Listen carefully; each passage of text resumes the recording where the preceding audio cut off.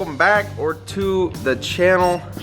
Wow, first of all, if you guys missed, Katie, if you guys don't know, Katie's got her own channel, but we shot this with this paint. We've been searching for a color for her Super Duty for so long. We can't get the right shade, we can't get anything.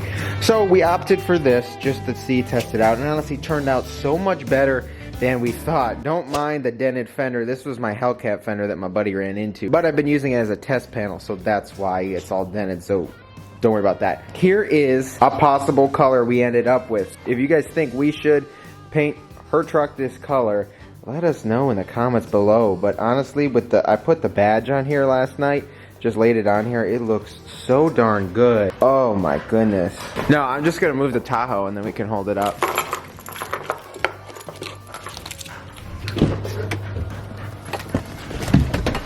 Okay, the more I'm in here, I'm kind of digging the wood grain. It looks like super luxury, and I'm not a super luxury guy. So for once having something that's like kind of like big dog status, I'm kind of starting to mess with it. Guys, I can't tell you how much I've had this for like 4 days now. I've never loved the vehicle as much as I've actually loved this. This thing is so just like, it's just it. And once this thing's lifted, oh baby. See, I think 37s would make this thing strain too much. 35s might look too small, but also I've got a huge truck. Do I really want something that big too, or just something that's like neat and like tidy? Let me know your guys' opinions in the comments below. Wow. That's a lot of blue. It is a lot of blue, but honestly, just imagine that.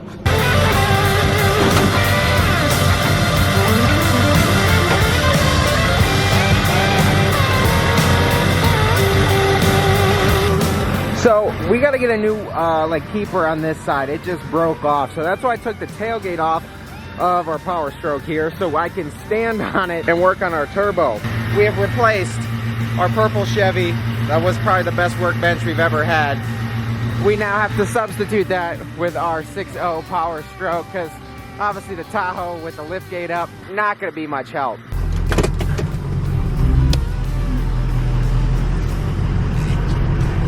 Oh, off-road. I cannot wait to get this thing lifted and painted, for that matter. It's going to be so naughty.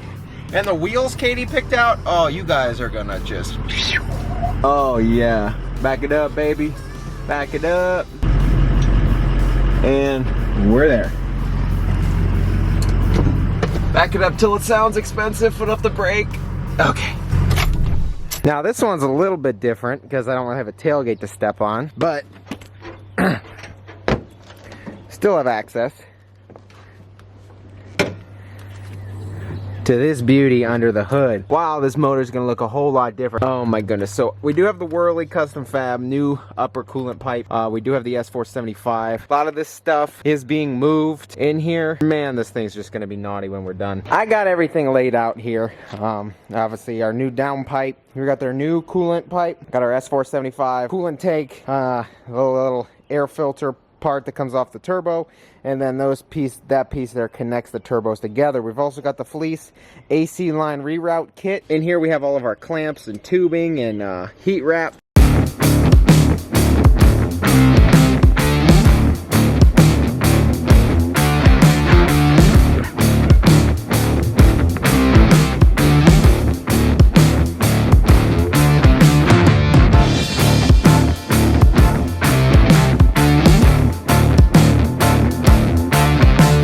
Alright guys, so I made a pretty big mistake here. I already started tearing into my truck, and because, well, when I got the kit there was no instructions, but I have located some. You know what that means? The first step in the instructions is discharge your AC system.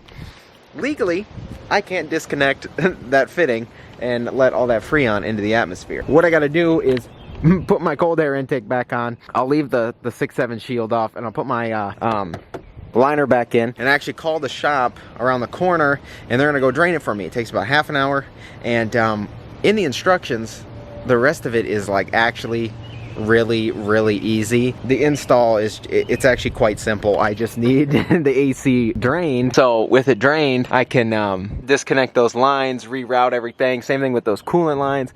Everything is super simple. With the pictures and the instructions, it makes this install pretty neat. So I'm gonna throw this back together and go get this AC drained. Kind of roughly put that back together. Air intake's kind of slapped on there, and the liner is held in by 3 of like the 11 bolts. So I'm gonna go get this drained really quick.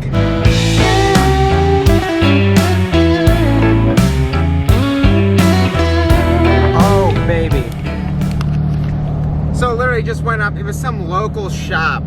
He literally drained it for free, probably because I gave him free refrigerant, but he did do it. They didn't look that busy. It was a small little shop, so later on, I'm gonna go back up there. If they're closed, I'm gonna stick some, you know, cash or something in their drop box with a little note, tell them thank you, because they really did not have to do that for free, but I do appreciate it that they took their time to do that. So I will come back up there, drop them a tip or something. I also need to fix these squeaky brakes someday, but that's besides the point. But without further ado, it's turbo time. Okay, so step 1 in this process, I mean, I guess I could have did the whole air intake and everything first. However, we need to drain the coolant. These rams, I didn't want to take this liner out again, but I had to. These rams, it's kind of back in there, the little, oh, let me see if I can get a shot for you guys. It is right there. Look, behind the liner, you can kind of see it. I got the hose attached to the little barb on the end. I actually bought this thinking I'd fix my purple Chevy's like vacuum line with just some tubing as a, you know, an evap line. But I didn't use it, but now it's coming in handy. Not really secured to that barb, but if it works, it works. If not, I'll have some pressure washing to do. This is what I failed to do when I did my certain thing underneath the hood. But yeah, you just I got a big Allen socket in there, and it's actually kind of working down in there. It's making its way. Not in the bucket yet, but it will. I'm gonna hold this up here so it doesn't all kind of spill out, but my little thing's working, so we're not making that big of a mess. All right, guys, so we're about back where we were when we had to go get our AC drained. Obviously have all of our coolant drained, and this side, I did a little more disassembly than we had done before. Took out our battery tray, our battery, cold air intake, the battery carpet, and that's about it. Did our liner again. So with this being here, I mean, we do have a lot of room to work, and I mean a lot of room to work in here. But yeah, guys, so this pretty much gives us access to everything. Next step, we need to go down there and take off pretty much our 5-inch downpipe and the little thing going on the turbo there. We got to remove that, the little cast elbow coming out of the turbo. Got to remove that and the downpipe, and then after that we pretty much remove this whole coolant system here, and we're going to reroute it. Obviously with our coolant drained, we got a new Wehrli Fab powdered illusion purple coolant tank is going to go in here as well. Yeah, we just got lots of stuff to do. Gonna pick at it slowly here. There's one thing I learned with crazy installs, including the head studs. If you take it, sure, I could have did probably the whole head studs one day, 6 hours, 7 hours or so, but you know what, take it apart the night before, start working the day after. Take as much apart as I can, get us to a point where tomorrow maybe we could just throw everything on or something, but split it up. It takes the stress and like size out of the job. You know, little bits here and there makes the job so much easier.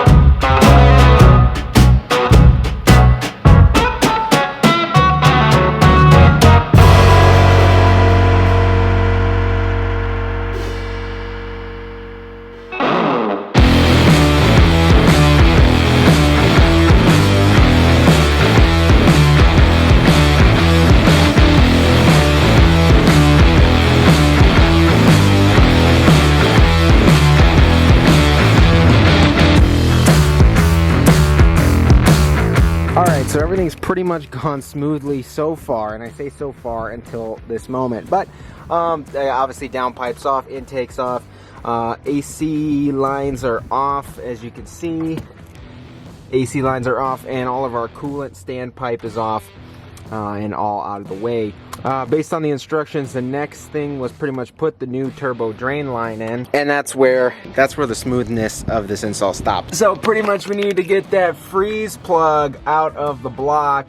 As you can see, that open hole there, right down there. Well, freeze plug is in the oil pan, and I don't want to take off the entire oil pan. And based on my magnetic bits, I think the plugs are magnetic, and I don't have a magnet anymore because it broke. So I'm gonna go run and try and get one, because removing the oil pan would just not be fun at all. So I'm hoping this works. I can get it, pull it up to that hole. I know it's gonna be bigger. Pull it up, and then get some, I might even get some long pliers while I'm there. Grab it and just yank it through or something. I don't know. Let's figure something out. So consider I'm using Katie's truck to stand on. She took my Hellcat again. Boy, oh boy, is it good to have 3 vehicles. Wow. All right, well, desperate times call for desperate measures. Totally picked up some long, skinny pliers, and also picked up not one, the other one's in there, 2 of these magnets just in case one breaks. Gotta get that thing out. I'm going to go buy a lottery ticket or something. I can't believe it. I honestly cannot believe it.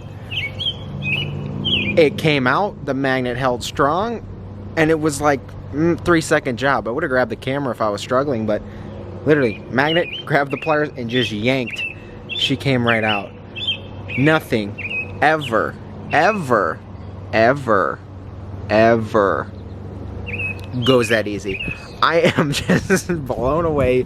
Obviously, smile on my face, but that is absolutely nuts. Alright guys, so this is kind of where we currently stand in here. Everything looks nice and like pretty and all ready to go. Like I said in the end of last video, come across a couple things that are on this truck that aren't on like the instructions trucks and some other things, because it's relatively one of the newer ones. And obviously I think certain things will get changed year to year, seeing what works, what doesn't, stuff like that. But this port here had this here sensor in it, and it's just in the way of where the turbo needs to mount. Don't really have a solution for that other than a little plug that'll fill that hole. Same thread pitch as this. Put some of the pipe dope on it and seal that up, but I've got no other option because this is right in the way.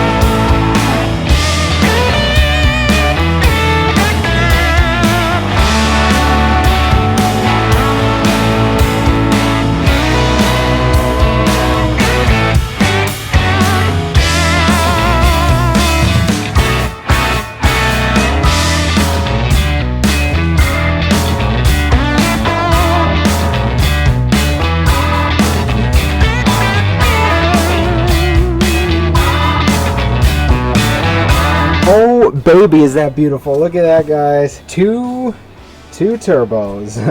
That is absolutely incredible. Obviously the rest of that turbo needs to be back V-banded on, but still, guys, oh my goodness, I would have never thought I'd done this in my life. So pretty fun, actually. Oh my goodness, 2 turbos, I can't believe it.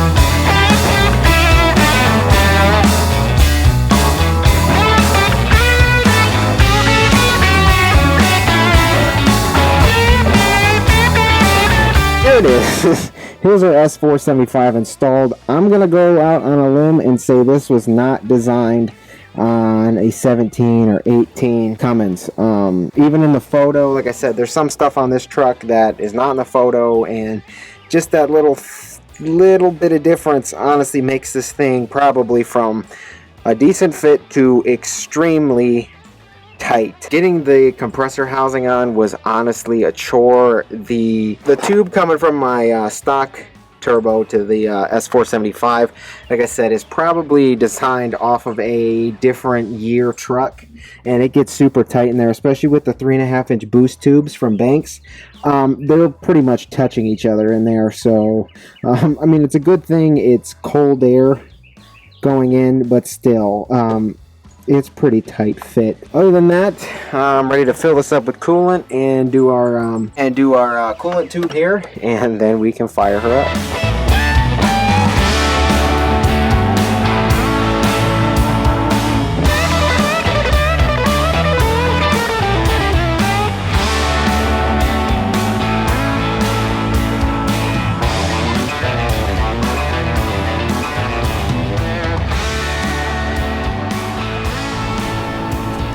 Oh my goodness, guys. Like, the thing of coolant just says, oh, mix with fresh water. So me, deep down, I'm like, really? I don't have to use distilled? That seems pretty fishy. So I didn't get it earlier. Now, I've obtained distilled water. Again, I've run out so many times in the last 3 days doing this project. If you can't see the exhaustion in me, then I wish you could. Guys, everything's a mess. I broke the new lens kind of protector I have on this camera. Spilt coolant everywhere. It's just not a good night. It's just not. But here we go. Gonna fire her up, let the coolant kind of go through places it needs to go, and let's see.